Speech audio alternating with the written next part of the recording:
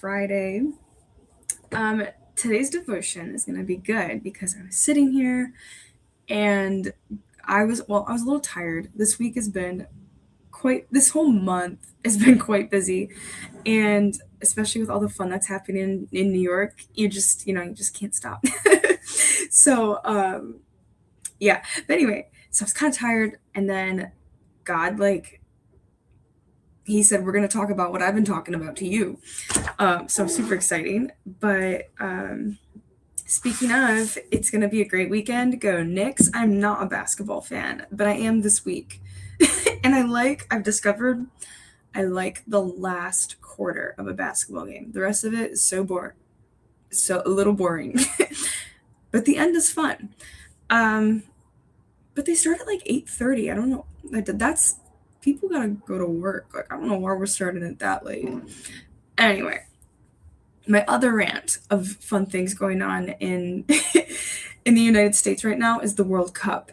If you are not online watching Europeans discover Walmart for the first time, I don't know. It's so funny. They really do have these very niche tiny countries going into Texas. And apparently the heat is kicking their butt. They're not used to. I guess I didn't realize the heat is that different. I mean, I guess it is around the world, but they're struggling adjusting to this humidity. I mean, some of them are in Florida, so I don't know what they were thinking, but maybe they wanted to go to the beach. Anyway, definitely it's a fun time right now. So anyway, okay. Let's see who joined us this morning. We have Patricia. Good morning. How are you? And she's dancing. She's happy it's Friday.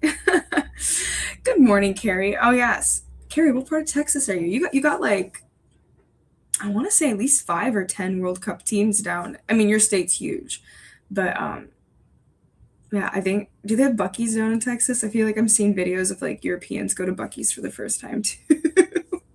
So funny. This is what I'm doing if you're wondering. Anyway, we have my mom. Good morning. Alice, good morning. How are you? We have Trish. Good morning. And we have Emily. Good morning. And she has her coffee. She's taking her God time. This is her moment of the day. Well, it's going to be a good moment because I'll have a sip of my honey water. Because as I was saying earlier, I was like, I'm tired.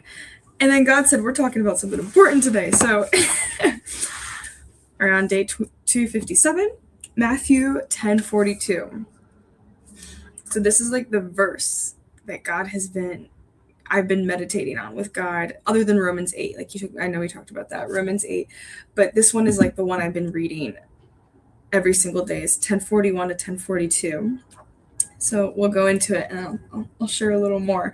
So our verse of the day, Matthew 10:42, and if anyone even gives a cup of cold water to one of these little ones, who is my disciple, truly I will tell you, that person will certainly not lose the reward.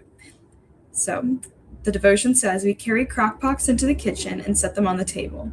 Soup is ladled into bowls, bread is neatly placed on plates, and dessert stands ready on a counter nearby. Outside, hungry people wait. My community group is serving those in need tonight. Aren't we all in need? Don't we all feed each other? I'm reminded of this when a coworker pauses to offer a kind word, a little morsel of encouragement. I see it when my friend wraps her arms around her oh so little tired one and answering silent requests for comfort and rest. I see it when a stranger on the street flashes a smile like an unexpected bit of chocolate. If I were with you now, I'd know I'd see it there too. You're feeding someone today who's hungry. Who is the hungry heart in your life? Oh, and what do you may feel small about? It may feel unseen, but it matters. So thank you for doing that. Thank you for feeding the hungry in your life in your own amazing way. We carry crock pots back to our cars. Every last bit is gone. We don't even get to eat. But I don't feel hungry. It turns out those bodies we fed did the same for our hearts in return. And so it goes around and around, giving, receiving, in need, meeting needs too, until we're all so very full. So that was beautiful. I like the part where she says, it turns out those bodies we fed did the same for our hearts in return. Amen. So our just for Jot is God, show me who I can feed today and help me receive what I need to. And what is one small way you can feed someone's heart today? That is so beautiful because it's true. There's a few things. I'll go through my list. So, God is always looking, he's always teaching us principles about our spiritual life, right? And things like we know we have to take care of ourselves in this world, but God teaches us principles to take care of our heart and soul, which is most times overrides the physical needs.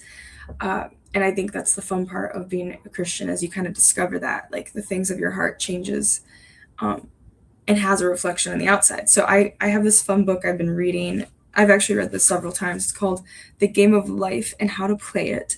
And it's a Christian book about, I don't even know how to explain her. She's kind of like a Christian life coach from the 1930s living in New York City. And I love this book. And so this time I'm reading through it and I'm like, I'm going to stop every single time she tells me to do something, because she, all of it is Bible based and leads back to God. And so the first one on the very first page is, she says it's the law that Jesus teaches in Matthew 10:41. For what you give is what you will receive. And it goes deeper than that. I'll read a bit of Matthew 10:41. I should have had this pulled up. Matthew. There we go. Well, there it is. So, which states, whoever welcomes a prophet as a prophet will receive a prophet's reward. Whoever welcomes a righteous person as a righteous person will receive a righteous person's reward. And then Jesus goes further and says, and whoever goes to accept the little ones, truly I tell you, that person will not lose the reward. And so I've just been deep diving. I've been talking to people about this, like, what is giving and receiving. I've been listening to sermons about giving and receiving, and basically, it can go a little deeper. It's whatever you align yourself.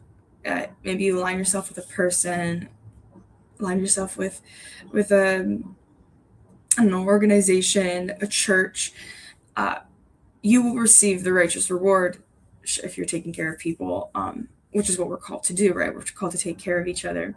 And so I've just been thinking about, like, what do I align with? Who am I aligning with? What are the principles I'm aligning with?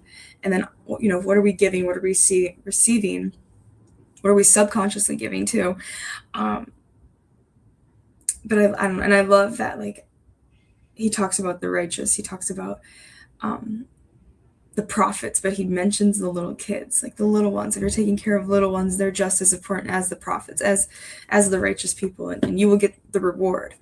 And he also tells us to stay young in heart, right?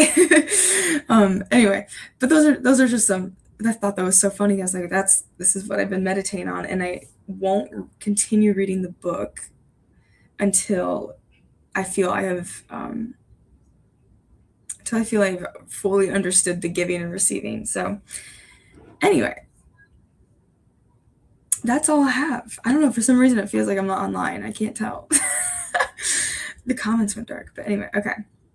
So those are my little thoughts. That's what I've been thinking on. Well, that's all I have for you. The next game is tomorrow night. They're in San Antonio. This is funny. I know this stuff. And also Tuesday is the France versus Senegal game. It's gonna be very big, for New York at least, because there's a lot of French people here. And I'm actually doing a few things for it, and it's taking up my life at the moment. However, I'm excited once some of these people get to MetLife and it's and they can enjoy the game. Emily says, will you show the book again? Yes. It's literally this big. It's called, it's backwards, but The Game of Life and How to Play It by Florence Scovel Shinn. And it says it's fiction, but in my opinion, she talks so much about scripture. She talks so much about what Jesus says, and she shares stories about how, like, people have applied these principles to their lives that I love it. Like, I got nothing to lose from this.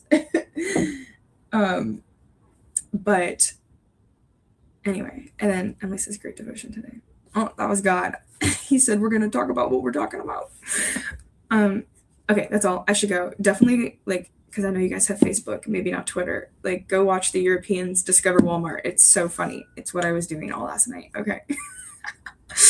Alrighty. Have a beautiful, beautiful weekend, and I will see you next week. Okay. Go be the hands and feet of Jesus. Bye.